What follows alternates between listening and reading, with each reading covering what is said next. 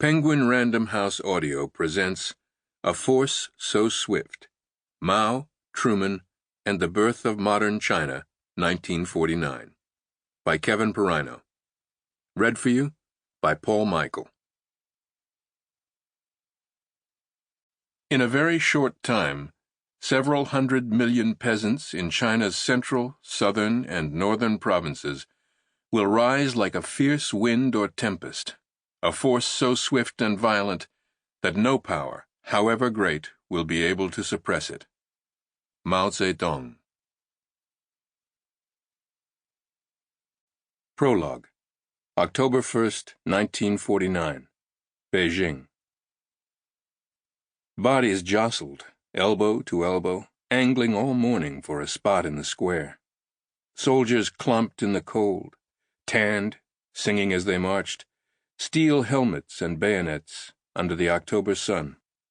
Tanks moved in columns, 2 by 2, then howitzers, teams of ponies, gunners shouldering mortars and bazookas. On the flagstones in front of the Imperial Gate, men and women craned their necks toward a platform above a portrait of Mao Zedong, painted in hues of blue, hanging beside tubes of blue neon. Underneath, a sprinkling of yellow streamers rippled in the crowd.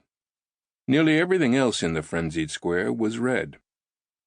Shortly after 3 p.m., a tall figure in a dark woolen suit stepped up to a bank of microphones atop the gate. He lifted a sheet of folded paper, pursed his lips, and glanced down at a column of Chinese characters. A double chin rested against his collar. Heavy jowls had long since submerged his cheekbones. Although Mao was still only in his mid-50s, he was not in good health. He rarely went to bed before dawn. For years he had punished his body with a masochistic regimen of stewed pork, tobacco, and barbiturates.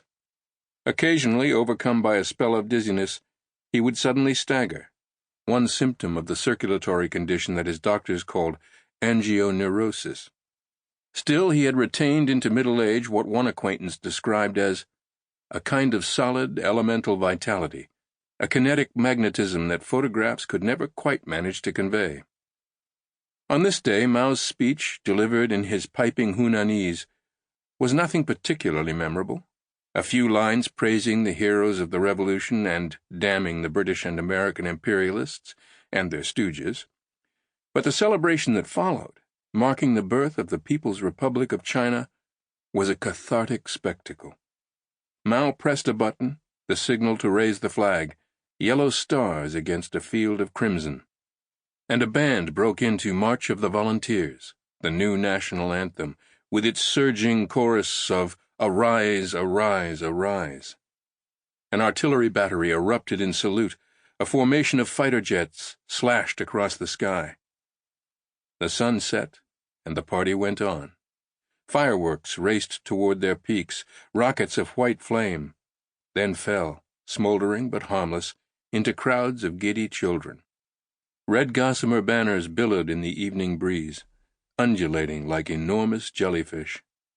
To one witness, the British poet William Empson, they possessed a kind of weird, intimate, emotive effect. Lines of paraders hoisted torches topped with flaming rags.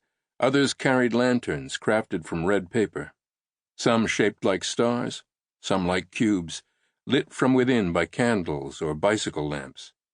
Slowly singing, the glowing procession bled out into the city. Among the marchers was a boy of 16, Chen Yong. He held a small, red, flickering cube. He had been 12 years old when he joined Mao's army, though he had looked even younger, a year or two at least. He had studied Morse code, one of the few jobs for a boy his age, then joined a unit that fought its way through Manchuria. As the long civil war was coming to a close, Chen's father had thrown his boy back in school. But on this night, no one was studying. The war was over. Mao had won. Chen carried his lantern into the dark. Nearly 7 decades after this celebratory light show, I visited Chen Yong at his home in Beijing, an unfussy apartment block in one of the city's western neighborhoods. Chen was now in his early 80s, His hair had gone white, and a gauzy beard descended from his chin. In his hand, trembling slightly, he clutched a pair of eyeglasses. One inflamed eyelid was nearly closed. A furtive intensity had replaced the calm, flat gaze of his teenage years. One of my favorite parts of researching this book, a year-long chronicle of the Truman Administration's response to Mao's victory in 1949, was the opportunity to spend time with some of the remaining eyewitnesses to the events of those dramatic 12 months. There are fewer and fewer survivors left. Some of the key figures have been dead for 4 decades and more. The rest are elderly, their memories fading fast. In telling this story, I have generally clung to the contemporary documents, the diaries, memoranda, letters, and newspaper reports that yield the most accurate portrait of that year. Still, I never passed up the opportunity to talk with those who were actually there. There was something magical about these encounters, a living connection to a bygone China. In the summer humidity of his apartment, Chen shuffled slowly across the concrete floor, opened a drawer in his bedside table, and pulled out a black-and-white photo. In the picture, his younger self wore the padded gray tunic of a Chinese communist soldier, cinched, hopefully, at the waist, a size or two too big for his teenage frame.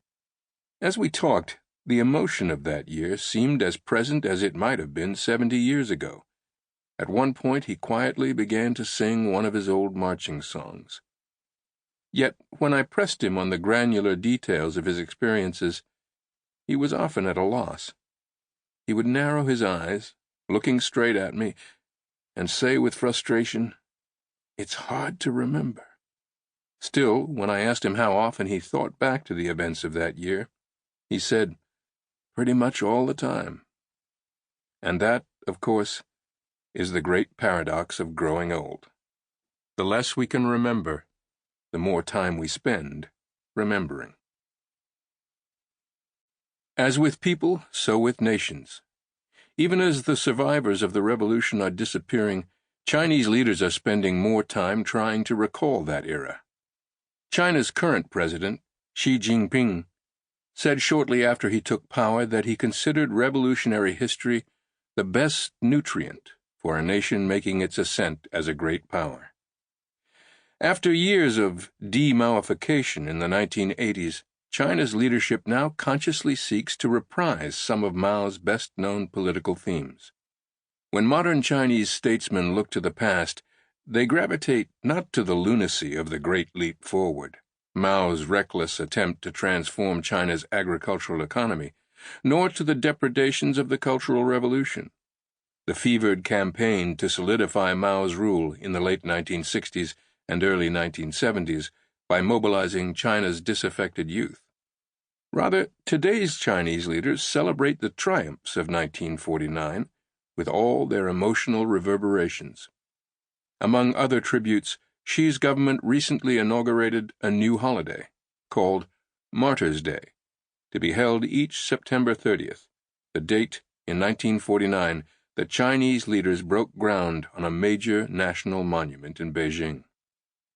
The China of today remains filled with mementos of 1949. On a recent spring morning, I took a day trip from Beijing to Xibaipo, one of the rural base camps that Mao had occupied at the beginning of the year, as his armies prepared to complete their conquest of the mainland. Once a bone-jarring voyage across pitted roads, today it is a painless 4-hour drive along superhighways flanked by thick hanging trees. Although the weather in Beijing had been unusually sunny and smog-free, the sky grew hazier as we traveled southwest into China's industrial heartland. Out the windows, flashes of the new China whizzed by. Sand pits, smokestacks, solar panels, power lines, chewed hills that looked as if they had been eaten by a cosmic-scale monster. And yet, in other ways, an older China was with us still. On the dashboard of his Ford sedan, my taxi driver had placed a slick white bust of Mao that said, on its pedestal, "Safe and Sound." In Xibaipo, now a stark but bustling tourist town, We passed a restaurant called Red Memory. Sample complete. Ready to continue?